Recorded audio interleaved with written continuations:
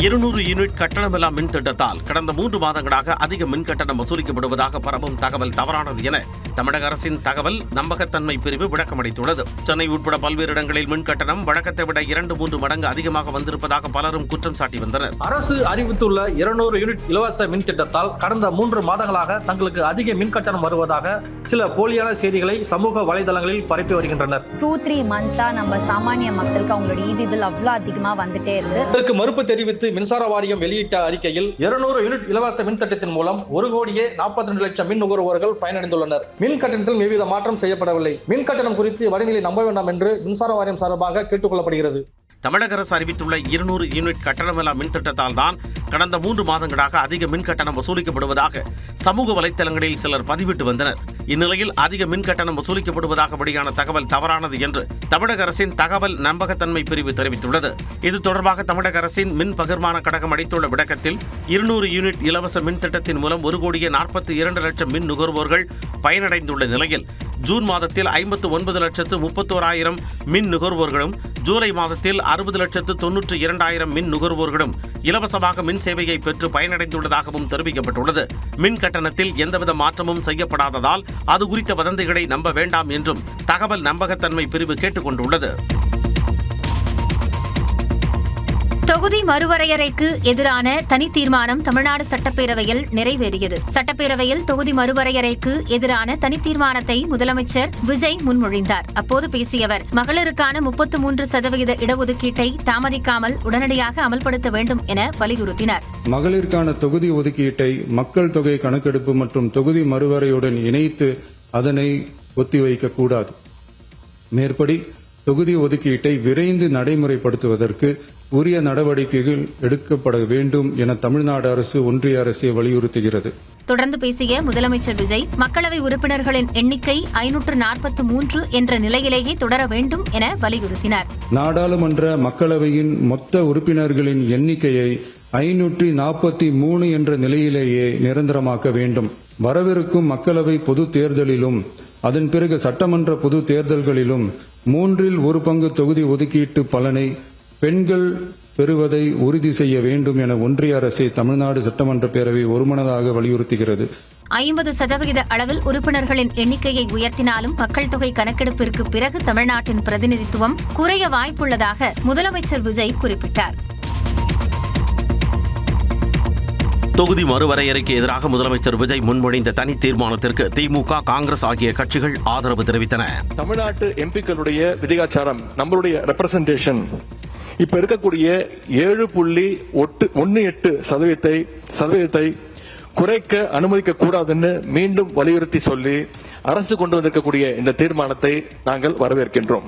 திராவிட முன்னேற்ற கழகத்தின் நன்றி சொல்லுகிறோம் எதிர்க்கட்சி தலைவர் அவர்களுக்கு.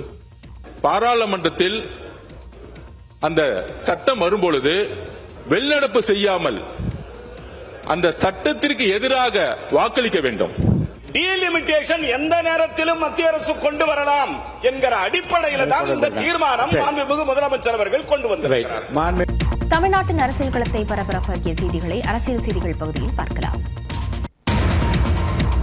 வருவாயை பெருக்கும் முயற்சியில் தாவேக் அரசு ஈடுபட்டுள்ளதாக கூறிய நிதியமைச்சர் மரிய வில்சன், நிதி ஆதாரம் கிடைக்கப்பெற்றதும் அனைத்து வாக்குறுதிகளும் நிறைவேற்றப்படும் என்று கூறினார். சட்டப்பேரவையில் பேசிய நிதியமைச்சர் மரிய வில்சன், ஆட்சிக்கு வந்து 28 மாதங்களுக்கு பிறகே திமுக அரசு மகளிர் உரிமை தொகையை வழங்கியதாக சுட்டிக்காட்டினார். மகளிர் உரிமை தொகை அரசு பதவியேற்றது மே 2021. திட்டம் தொடங்கப்பட்டது 15/9/2023. அதாவது சுமார் 28 மாதங்கள் கழித்தே அந்த திட்டத்தை அறிமுகப்படுத்துறாங்க. மேலும் முந்தைய திட்டங்களை பெயர் மாற்றி நகல் எடுக்கவில்லை என்று கூறிய மரிய வில்சன், அதனை மேம்படுத்தும் முயற்சியில் அரசு ஈடுபட்டு வருவதாக விளக்கமளித்தார். அப்போது குறுக்கிட்ட முன்னாள் நிதியமைச்சர் தங்கம் தென்னரசு, 3 மாதங்களில் 15,000 கோடி ரூபாய் வருவாய் எப்படி வந்தது என கேள்வி எழுப்பினார். 3 மாத காலத்துக்குள்ளாகவே அரசாங்க கஜானாவில் 15,000 கோடி உங்களுக்கு வந்திருக்கிறது. இந்த பணம் உங்களுடைய கஜானாவுக்கு வந்திருக்கிறது என்றால் அந்த விவரத்தை எதன் வாயிலாக வந்திருக்கிறது? இதற்கு பதிலளித்த அமைச்சர் மரிய வில்சன், வருவாய் வர தொடங்கி இருப்பதாக கூறினார். ஒரு அமௌண்ட் ஜெனரேட் ஆரம்பிச்சனாலே we are very happy. Projected 15,000 crores will be achieved very shortly. Yes, I agree sir. 100%. நீங்க சொன்னதுக்கு பதில் சொல்லிட்டாரு. நாங்க we are predicting மட்டும் இல்ல, it started to coming into our account. அதை மட்டும் நாங்க தெளிவுபடுத்த விரும்புறோம். பள்ளிக்கல்வி மற்றும் உயர்கல்வித்துறையில் எந்த திட்டமும் நிறுத்தப்படவில்லை என அமைச்சர் மரிய வில்சன் விளக்கமளித்தார்.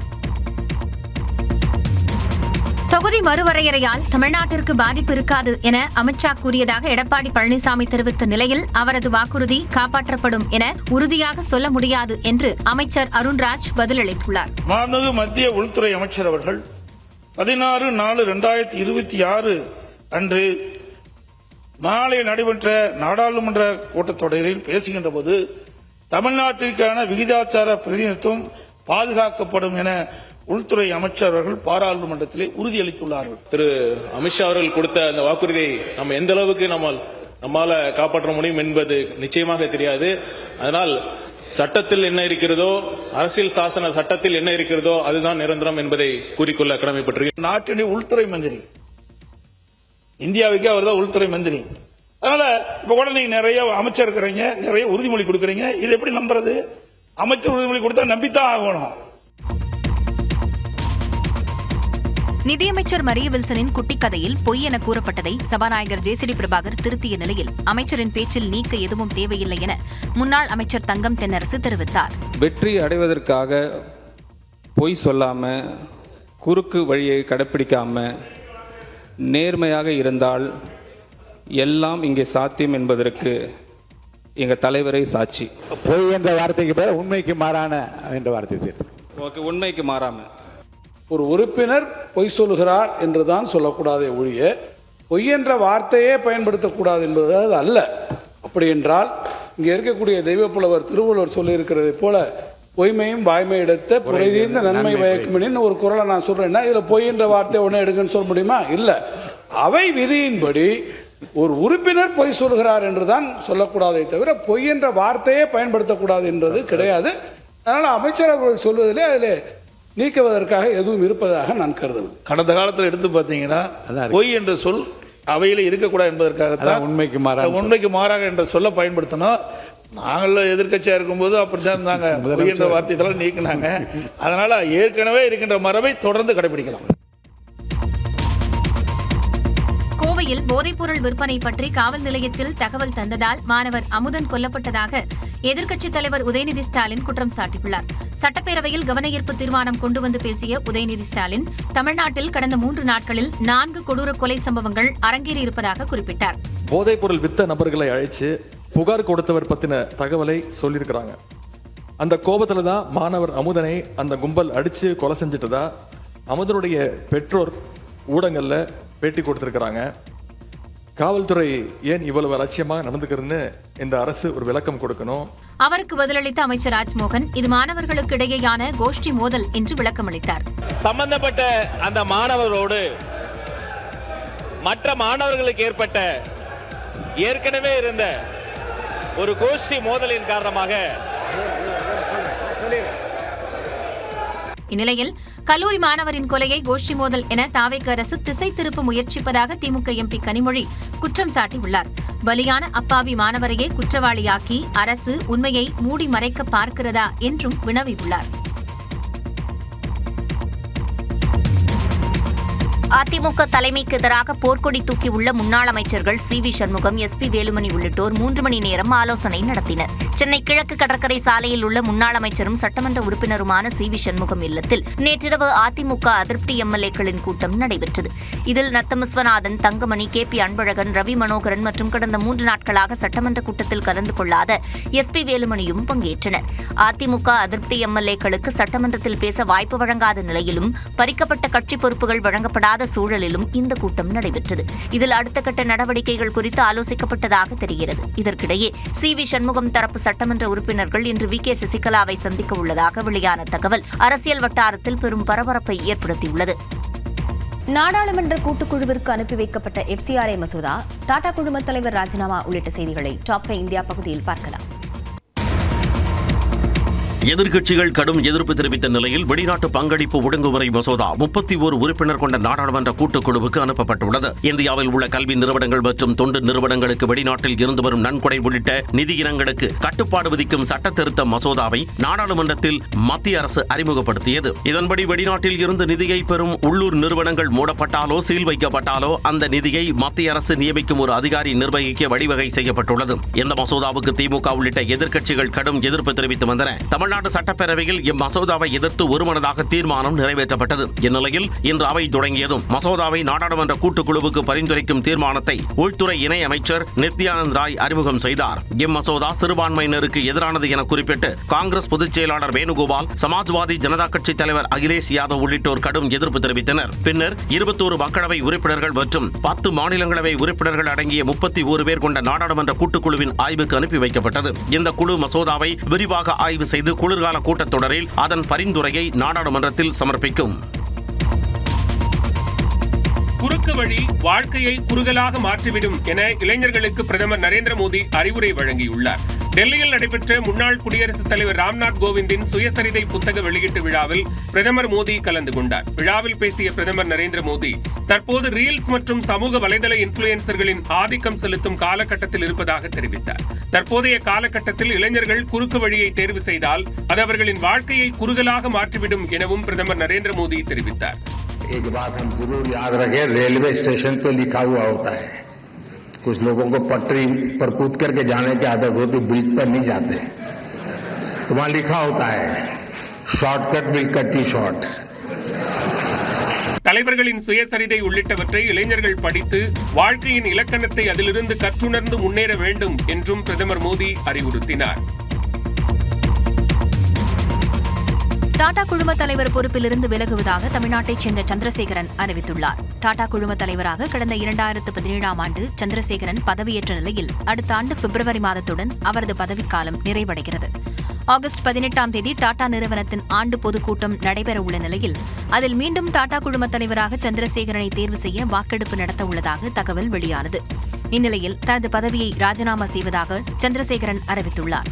டாடா குழும தலைவராக சந்திரசேகரனை மீண்டும் நியமிக்க டாடா அறக்கட்டளை தலைவர் நோயல் டாடா உள்ளிட்டோர் தொடர்ந்து எதிர்ப்பு தெரிவித்து வந்த நிலையில் திடீரென இந்த அறிவிப்பு வெளியாகியுள்ளது. அதே நேரம் 2027 பிப்ரவரி மாதம் வரை டாடா குழும தலைவராக சந்திரசேகரன் தொடர்வார் என தெரிவிக்கப்பட்டுள்ளது. பிப்ரவரி மாதத்திற்கு பின் தன்னை மீண்டும் டாடா சன்ஸ் குழும தலைவராக நியமிக்க வேண்டாம் என்று சந்திரசேகரன் தரப்பில் கோரிக்கை வைக்கப்பட்டுள்ளது.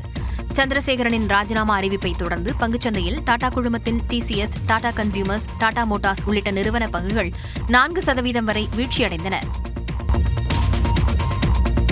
ஒட்டுமொத்த இளைஞர் தலைமுறையை சாக்கடை தலைமுறை என்று தான் விமர்சிக்கவில்லை என நடிகையும் பாஜக எம்பியுமான கங்கனா ரணாவத் விளக்கமளித்துள்ளார். டெல்லியில் போராட்டத்தில் ஈடுபட்ட இளைஞர்கள் மற்றும் பெண்களின் நடத்தை, ஆடைகள் மற்றும் முடியை குறிப்பிட்டு அவர்களை மேல்நாட்டு சிந்தனை கொண்ட சாக்கடை தலைமுறைகள் என கங்கனா ரணாவத் கடுமையாக விமர்சித்திருந்தார். அவரது இந்த கருத்து பெரும் சர்ச்சையை கிளப்பியது. இந்த நிலையில் தான் அனைத்து இளைஞர்களையும் சாக்கடை தலைமுறை என விமர்சிக்கவில்லை என்று விளக்கம் தந்துள்ளார். Specifically, some people, some women, ये मैंने specifically लिखा हुआ है, तो क्या अब हम उनको कैसे संबोधित करें? அதே நேரம் தங்களை கரப்பான் பூச்சி என்று கூறுபவர்கள் சாக்கடையில் வாழாமல் வேறு எங்கு வாழ்வார்கள் என்றும் கேள்வி எழுப்பினார். இந்நிலையில் விரைவில் ஜந்தர் மந்தர் சீசன் 2.0 ஆரம்பமாகும் என கரப்பான் பூச்சி ஜனதா கட்சி நிறுவனர் அபிஜித் தீப்கே எச்சரிக்கை விடுத்துள்ளார்.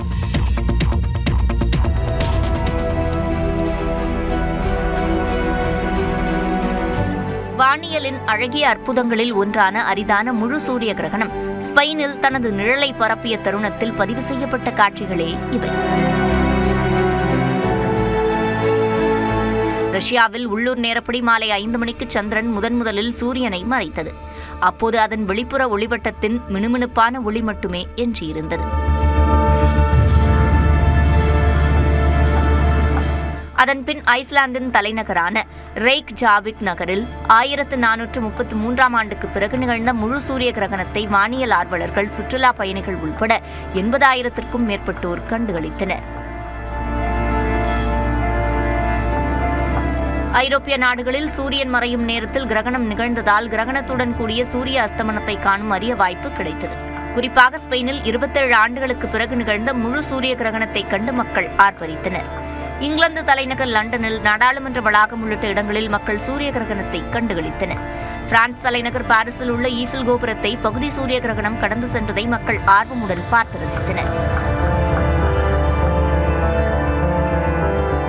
ஐரோப்பாவின் பெரும்பாலான பகுதிகள், வடமேற்கு ஆப்பிரிக்காவின் சில பகுதிகள், கனடாவின் பெரும் பகுதி மற்றும் வட அமெரிக்காவின் சில இடங்களில் பகுதி சூரிய கிரகணம் நிகழ்ந்தது. இந்திய நேரப்படி இரவு 11:16 மணிக்கு சூரிய கிரகணம் நடைபெற்றதால் இந்தியாவிலிருந்து இதனை காண முடியவில்லை.